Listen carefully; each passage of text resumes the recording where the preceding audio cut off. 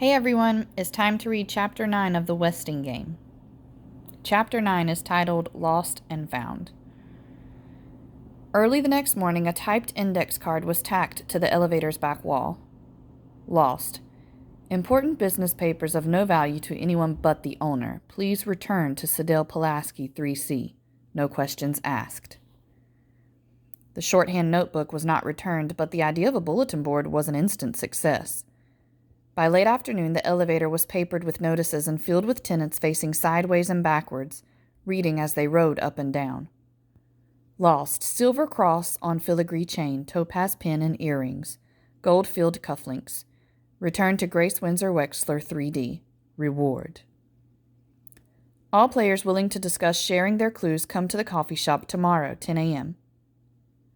Whoever stole my Mickey Mouse clock better give it back. Just leave it in the hall in front of apartment 3D when no one's looking. Turtle Wexler. Order down, not up, or come on up to 5th floor and dine in elegance at Shinhu's restaurant, specializing in exquisite Chinese cuisine. Lost. String of pearls.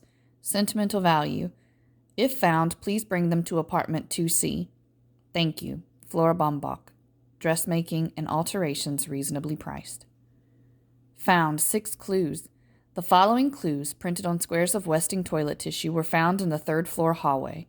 Braided, kicking, tortoised, S.I.A. Brat. I am having an informal party this evening from 8 o'clock on. You all are invited. Please come. J.J. Ford, apartment 4D. Turtle, wherever you are, be home at 7:30 sharp. Your loving mother. Mom, I'm home. No one else was. On reading Mrs. Wexler's note in the elevator, Flora Bombach had insisted, "You must do what your mother says." When Turtle replied, like showing her our clues, Flora Bombach's answer was, "Perhaps so. After all, she is your mother."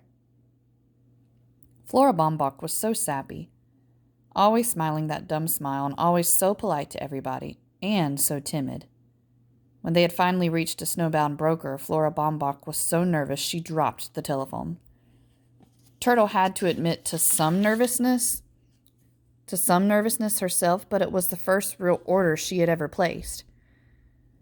For a minute there, she thought she might choke on the thumping heart that had jumped into her throat, but she had pulled off the transaction like a pro. Now, if only the stock market would go up, she'd show Mr. Westing about refining gold. The next part of the will would read, whichsoever pair made the most money with the $10,000 inherits the whole estate. She was sure of it. Oh, there you are. Grace Wexler acted as if Turtle was the tardy one, but she quickly sweetened. Come, dear, let's go to your room and I'll fix your hair. Her mother sat behind her on the edge of the narrow bed, loosened the dark brown hair, and brushed it to a gloss. She had not done that with such care in a long, long time. Have you eaten? Miss Bombach made me dinner. Turtle felt the fingers dividing the hair into strands. Her mother was so warm and so close. Your poor father's probably starving. He's been so busy on the phone changing appointments and all. Daddy's eating in the coffee shop. I just saw him there. Turtle had dashed in shouting, "The braided tortoise strikes again!" and kicked a surprised Theo in the shin.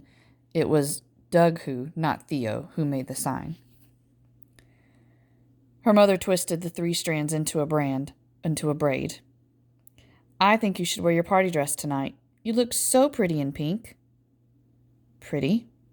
She had never used that word before, not about her. What's going on? You know, sweetheart, I'm rather hurt that you won't tell your own mother about your clues. Ah, so that was it. She should have known. My lips are sealed, Turtle said defiantly. Just one eensy-beensy clue? Grace wheedled, winding a rubber band around the end of the braid. Turtle replied through sealed lips. Angela came into the small room and tugged Turtle's braid. Only her sister could get away with that. Beaming on her favorite, Grace took her hand, then gasped, Angela, where's your engagement ring? I have a rash on my finger. The, the, Sadell Pulaski appeared in the doorway. Hi, what's everybody doing in the closet? See, I told you this is a closet, Turtle said. Grace ignored the complaint.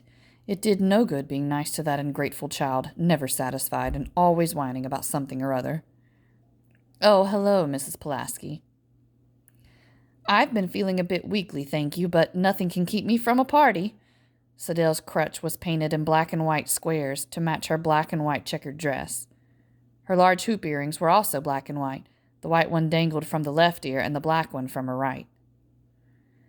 The party is such a lovely idea, Grace said, warming up to the owner of the shorthand notes. When I saw the invitation in the elevator, I suggested to Mr. Hu that he call the judge to see if she needed hors d'oeuvres. And sure enough, he got an order for 6 dozen. She turned to Angela. Hadn't you better get dressed, dear? It's getting late. It's too bad Dr. D can't escort you to the party, but your father and I will take you. Angela and I are going together. We're partners, you know. Sadell had it all planned. They were to appear in identical costumes. Tonight was the night they would discover if one of the heirs was a twin. I'm going to the party with Mrs. Baumbach, Turtle remarked. The sign said everyone's invited. Again, Grace ignored her. By the way, Mrs. Pulaski, I do hope you've changed your mind about showing me your notes. It was the secretary's turn to seal her lips. She wouldn't put it past that uppity Grace Windsor Wexler to steal the notebook from an unfortunate cripple and then rub it in. Grace tried again, her voice dripping with honey. You know, of course, that if I do win the inheritance, everything I own goes to Angela. Turtle bounded up. Let me out of here. A person can't breathe in this closet. She kicked the bed, kicked the chair, kicked the desk, and elbowed past the disapproving secretary. What in the world is wrong with that child? Her mother said. Judge Ford was instructing Theo in the art of bartending when the telephone rang. The snowbound newspaperman had found several items in the files. First, the engagement announcement of Angela Wexler to D. Ditton Deer. Next, several clippings on a lawsuit brought against Sam Westing by an inventor named... hold on, please. Mr. Hu waddled in with a large tray of appetizers. The judge pointed him to the serving buffet and apologized to her caller. I'm sorry, would you repeat that name? James Hu. He claimed Westing stole his idea of the disposable paper diaper. 1 minute, please. The judge cupped her hand over the mouthpiece. Please don't leave, Mr. Hu. I was hoping you'd stay for the party. As a guest, of course. Your wife and son, too. Hu grunted. He hated parties.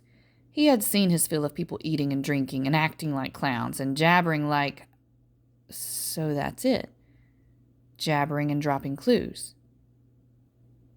I'll be right back. The receiver hissed with an impatient sigh, and then the researcher went on.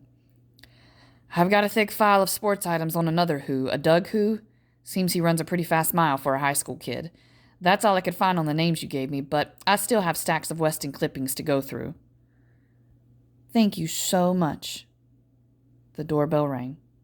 The party was about to begin.